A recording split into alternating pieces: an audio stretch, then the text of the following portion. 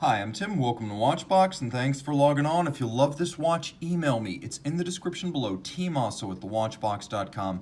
Your purchase and pricing email question line for buying this or any watch you see here on our channel or website. Reach out to me directly, tmosso@thewatchbox.com. Retailed in 2016, this is the Patek Philippe 5960P-001, a craft art upgrade of the standard 5960 annual calendar flyback chronograph. The timepiece you see here in rich platinum ultra white is 40.5 millimeters in diameter, 13.9 millimeters thick, 49 millimeters from lug to lug, and it has a 21 millimeter spacing between the lugs. And being a platinum Patek Philippe, you have a brilliant cut top Vesselton diamond between the lugs at 6 o'clock, but that is not the only stone on this watch today. So just over 40 millimeters in diameter. Put the watch on my 16 centimeter circumference wrist. It's a full-sized watch without being oversized or undersized, which is to say it's right-sized. It also has a nicely sloped case flank and stepped bezel, such that you can be reasonably sure it'll slip underneath most dress sleeves or cuffs, so formal attire is fine with this watch. Here's your down the barrel shot. I do have some clearance on both sides of my 16 centimeter circumference wrist. There's your overhead shot. The timepiece including a rich navy blue high gloss large rectangular scale alligator leather strap. You can see it is bolstered, stuffed to add some volume. In profile, it has a sheer cut, a monotone stitch in matching navy blue.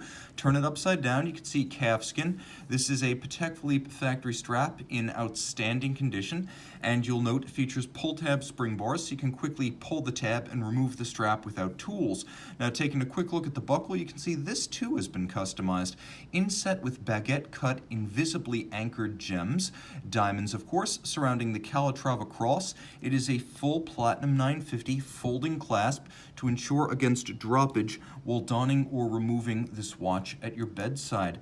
A timepiece that features embellishment in the form of set gems inside and out, and yet very masculine in character with a blue dark dial and a white metal case.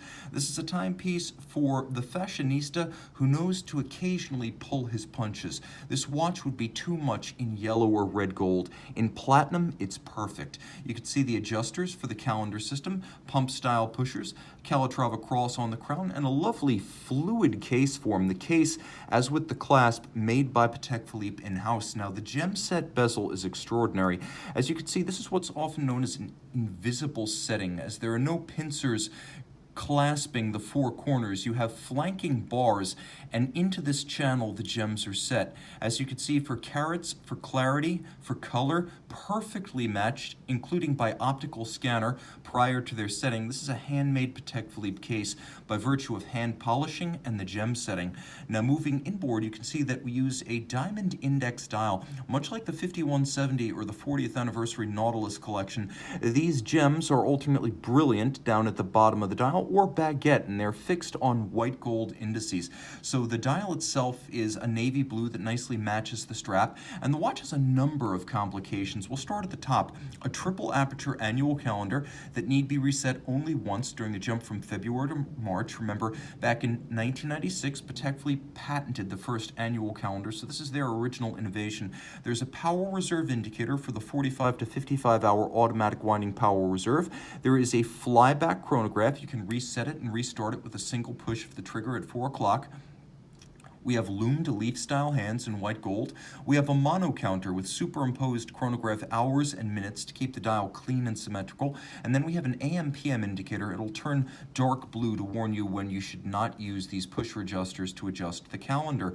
Now, of course, the watch has no running seconds, but because of the vertical clutch of the chronograph, you can leave the chronograph seconds running. So just set the time and then synchronize to the second using the flyback as a zero reset, and you will have effectively synchronized to your reference time. Now, turning the watch over, you can see it features unidirectional winding on ceramic rotor bearings for utmost reliability, minimal maintenance, and efficiency.